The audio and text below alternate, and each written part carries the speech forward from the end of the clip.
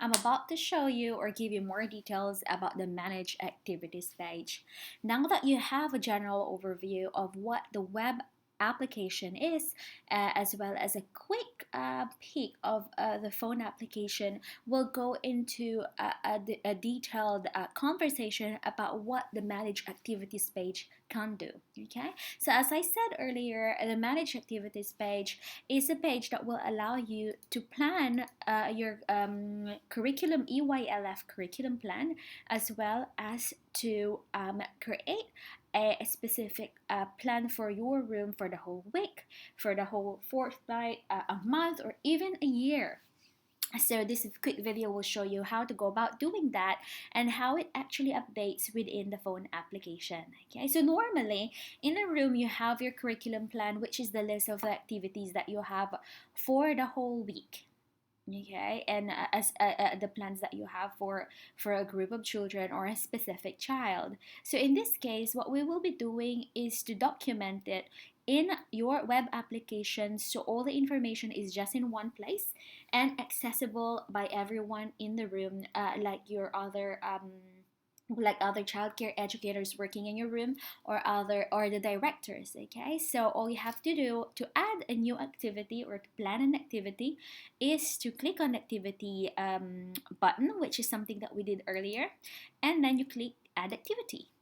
As soon as you click on add activity, this will bring you to this page, which is the add activity page. You will then create the name or write down the name of your activity. Say sample activity for June 22, 2015. And then the comments, this is where you write description of the activity and methods, as well as items needed. Okay, so you could write more details there by dragging this side here, and you could write as much as you need. And then you indicate the date for which this activity is planned to happen, and then indicate the time. Say that starts 8 a.m. and then you can see it automatically populates the date here, and maybe it finishes at 9, say 9:35. Very specific. And then you identify or tag the type of this specific activity. Say the activity is manipulative, so let's do that.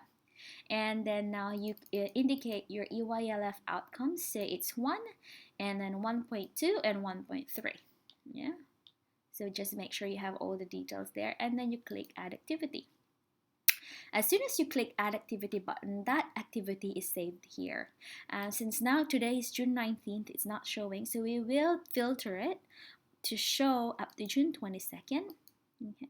And then we can see it here now. It's June 22nd sample activity for June 22. This is the one that we've added recently or just a while ago. So the top title here on the table could be click to arrange the title alphabetically, activity type alphabetically, EYLF type as well, and the start date. So if you want to show the list to have the oldest activity for the month, just click on it, or the activity for the future, just click on it as well, and it will see June 24, otherwise June 4.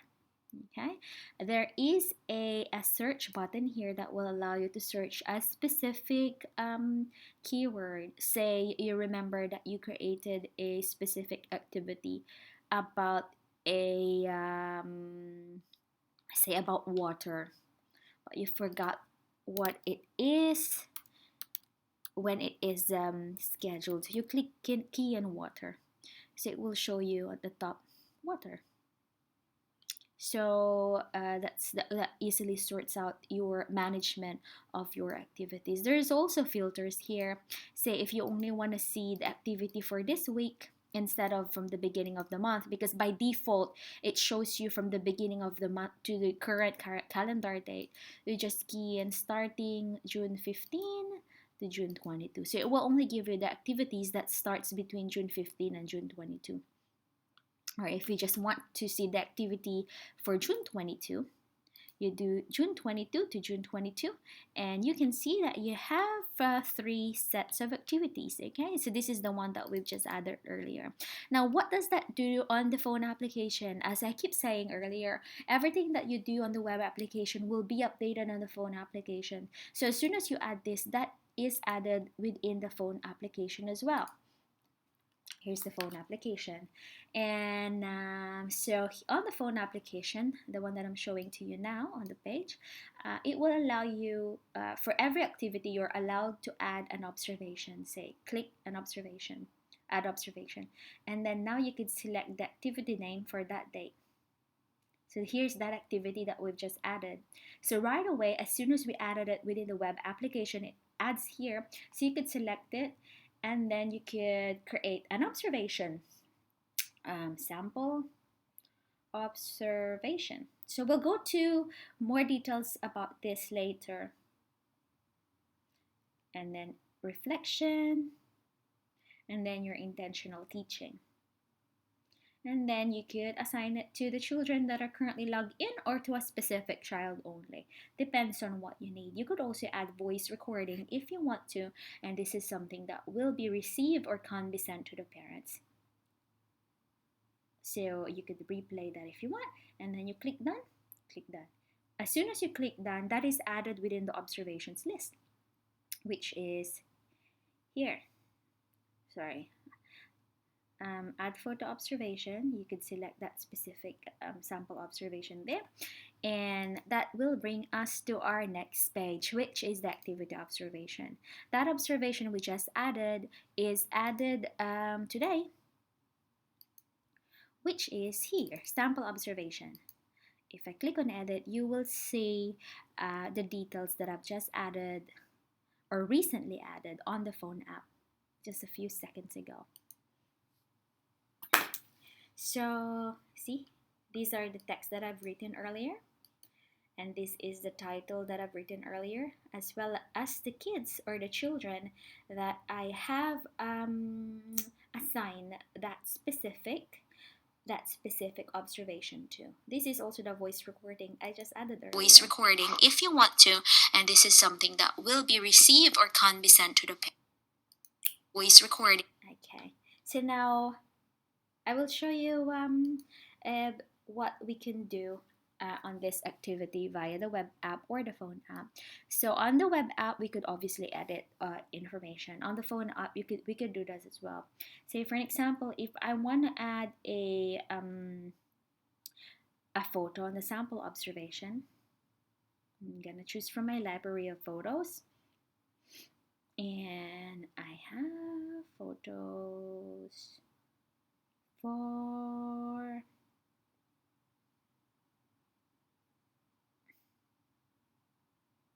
my kid. Okay, so I added a photo, another photo, and then another photo. Okay, so I added 4 photos, and then I'm gonna assign that photo. So Amy Tan. Done. Okay, and then I'm gonna add another photo to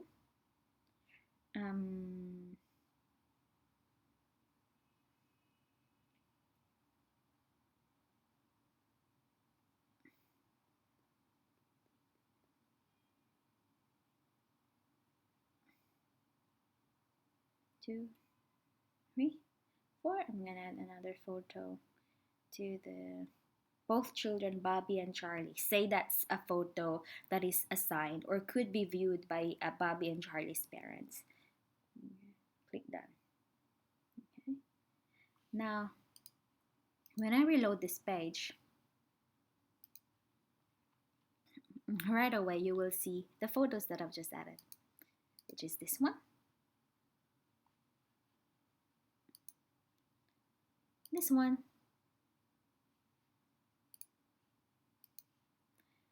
this one.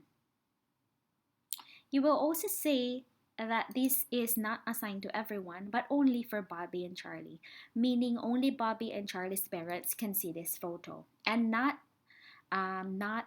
Amy's parents. Amy's parents can only see the photo that is assigned to Amy via the mobile app. This could be edited on the phone app, And now what we will do is we could either publish it on the web app, or we can publish it on the phone app. Let's do publishing on the phone app. So I'm going to go to reports, and then I'm going to go to unpublished observations.